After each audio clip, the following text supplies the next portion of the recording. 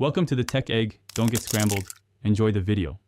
You start by confirming your Firestick is updated and linked to your Amazon account.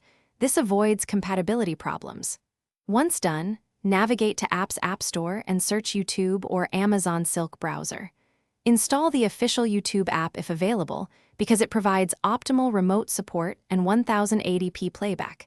If not, install Silk to access YouTube.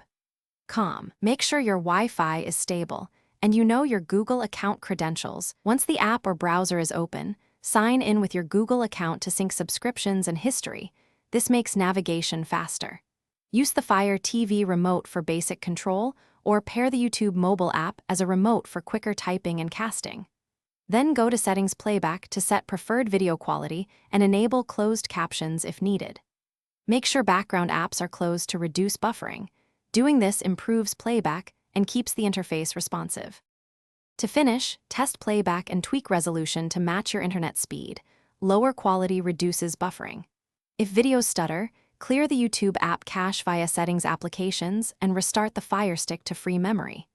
If connectivity persists, reboot your router and check Wi-Fi signal.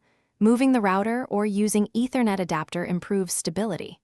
If the app crashes or won't load, reinstall it, or use the Silk browser as a reliable fallback. This usually resolves app-specific glitches. Thanks for watching. Consider subscribing if I helped unscramble your problems.